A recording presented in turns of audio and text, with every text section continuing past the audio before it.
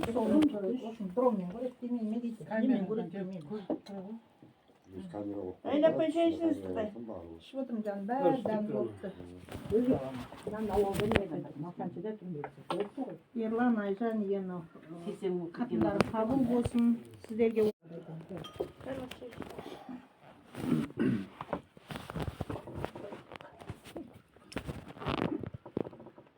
Şunu da şaştım.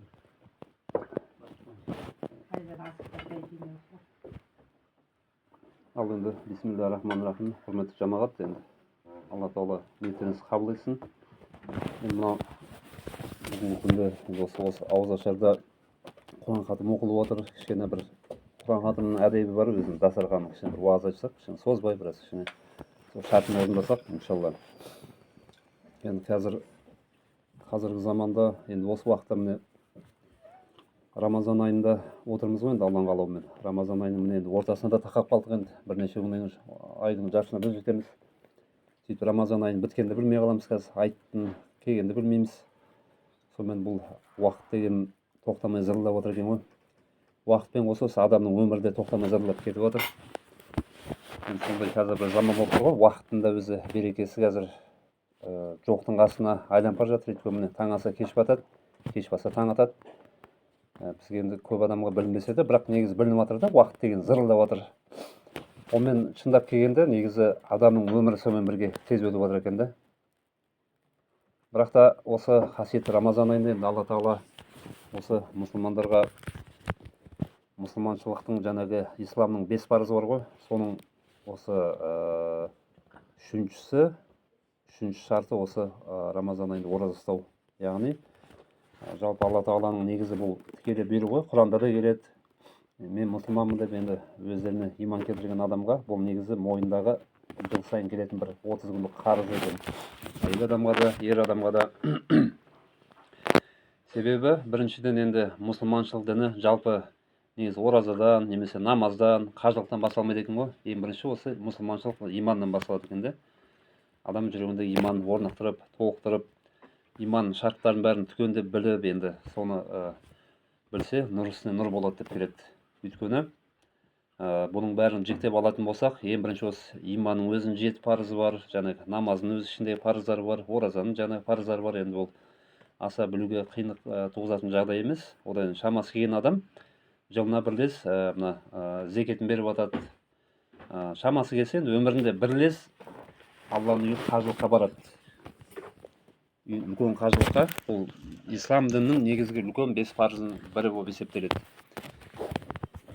Себебі Құранда біз енді мұсылман болғаннан кейін басшылыққа, осы біздің ата-бабаларымызда басшылық алғандай, осы бұл Құран кітабы. Жалпы Құран деген сөзін енді біз әр адам біледі ғой, Құран кітабы бар екенін, Құран деген аты не екенін ол кішкентай баладан бастап үлкен кісіге дейін бәріміз де білеміз.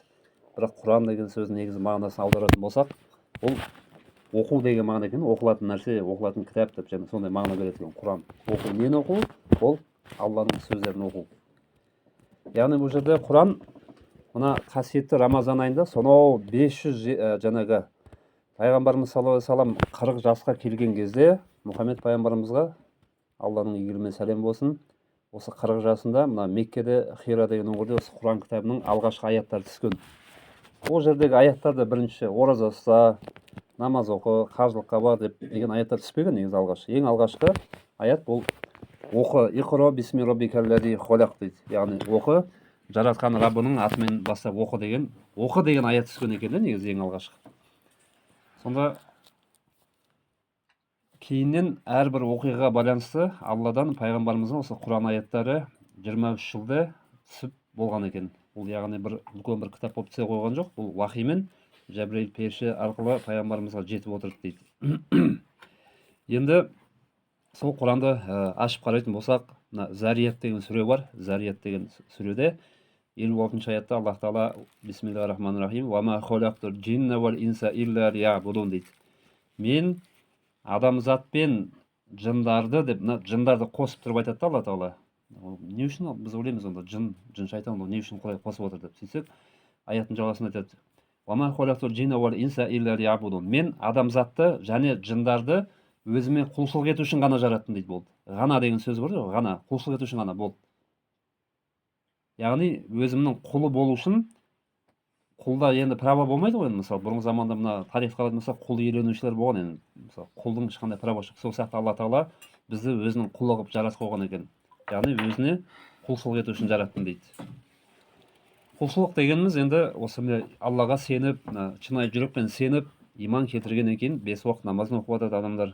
Бұл да бір парыз негізінде әр адамға, әйел адамға да, ер адамға да алла тағалам негізі мойнына жүктеп қойған бұл 5 уақыт намаз парыз екен. Бұл жаңағы молдалардың оқитын емес, негізі мұсылман баласына парыз. Екіншісі осы Рамазан айында ораза ұстау.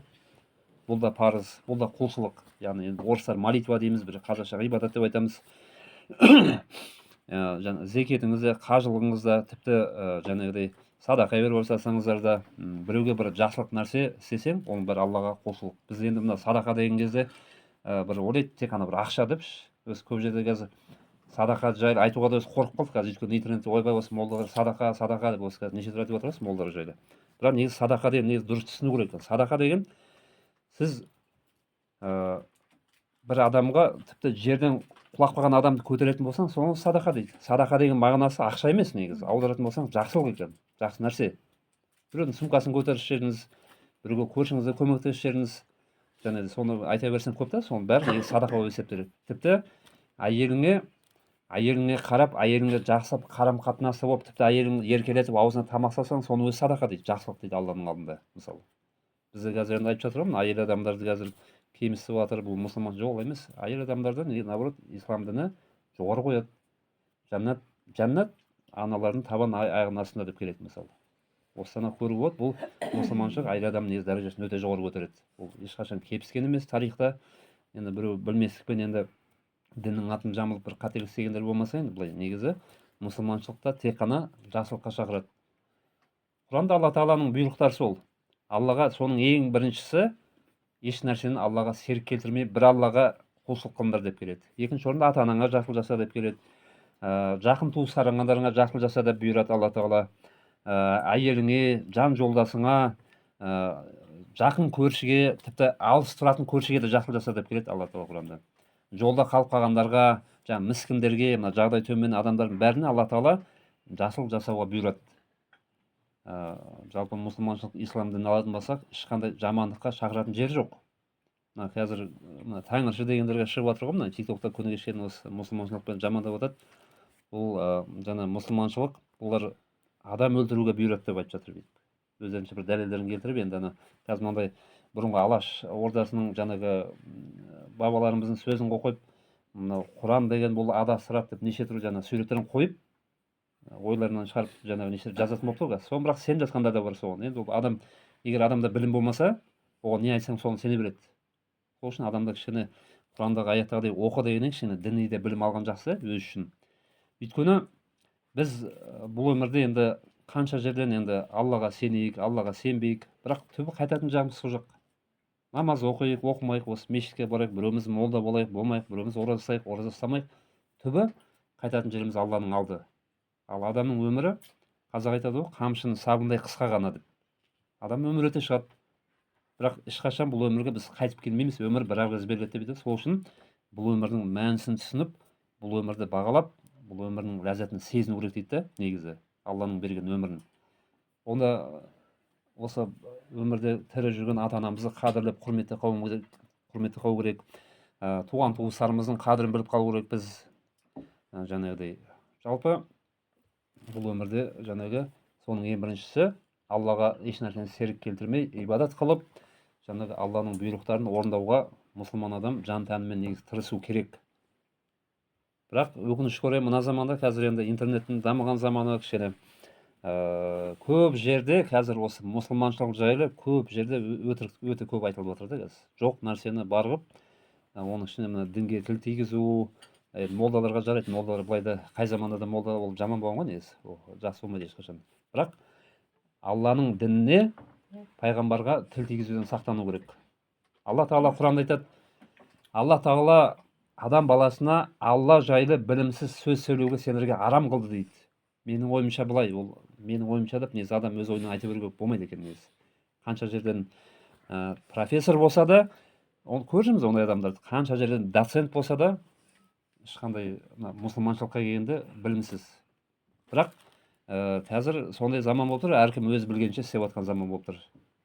Бір ғалым айтыпты ғой, адамдар екі нәрсеге келгенде қазір өте қазір өздерін білім санайды. Бірінші ол саясатқа келгенде бәрі білгіш болып кетті, және дінге келгенде бәрі білгіш болып кетті деп. Бірақ дін деген нәрсеміз ол ана апам айтты, атам айтты деген нәрсе емес, өзінің тәртіп нұсқалары бар. Сол сияқты мына Құранның да өзінің мысалы оқитын өзінің ережесі бар. Тәжвид ережесі деп келеді. Өйткені біз осы не үшін аруақтарды еске алып осы Құран оқимыз.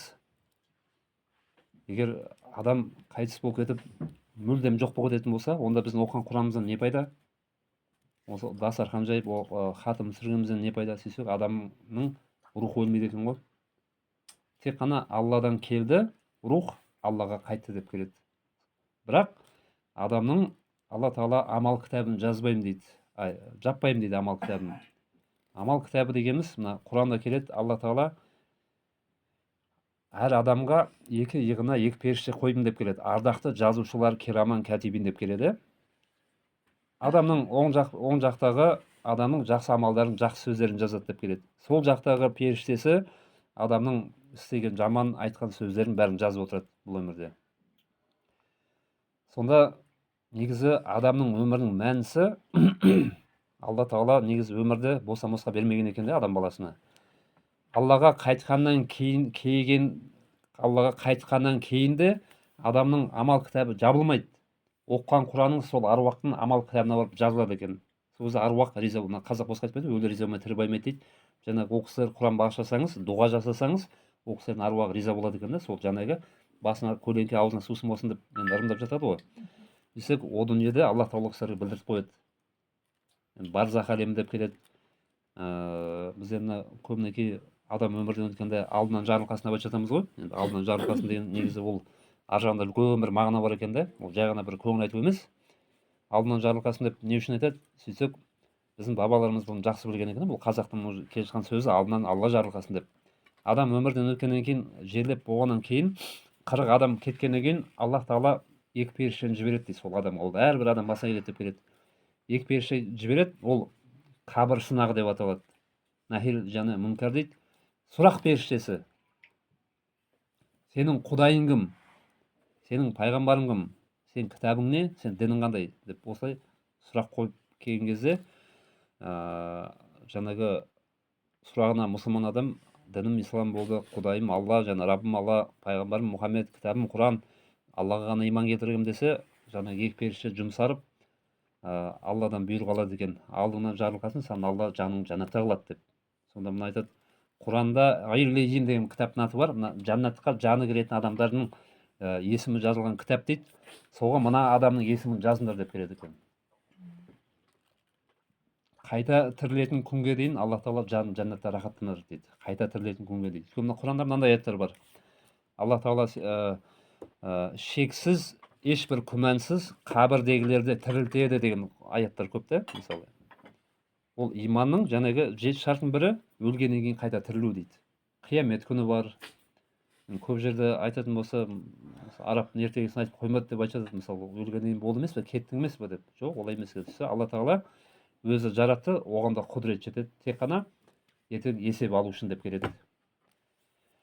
Сондықтан мына Алла Тағалаға адам баласы иман келтіріп, шын жүрегімен сеніп, осы иман шарттарын біліп, шамаңыз келіп жатса 5 уақыт намаз оқып үйреніңіздер ақырындап. Тараух намазы болып отыр қазір. Осы бір ақ ай ғой, осы жартысы деп қалып, міне тараух намазы әйел адамға да баруға болады, әйел адам бармасымен жер жоқ. Тараух намазы, жұма намазына қатыссаңыздар болады. Осы қасиетті Рамазан айында сонда жақсылық істеп үлгеріп қалыңыздар дейді ғой. Соның ішінде Құран оқып үйреніп кішкене. Өйткені мен жоғарыда айттым ғой, осы Құран айы Алла Тағаланың осы бізге адам баласына мейірімі етіп жіберген Құран кітабы, осы мұсылмандардың күні түні оқылатын кітабы. Мына пайғамбарымыздың енді сөзінің соңында айта кетсем, пайғамбарымыз саллаллаху алейхи ва саллям бір өсиеті бар ғой. Мына осы қасиетті Рамазан айында қандай да бір адам осы ораза ұстау үшін жинап тамақ сусын беретін болса, Алла Тағала сол адамға сол ораза ұстаушылардың сауабын алады дейді сол кісі.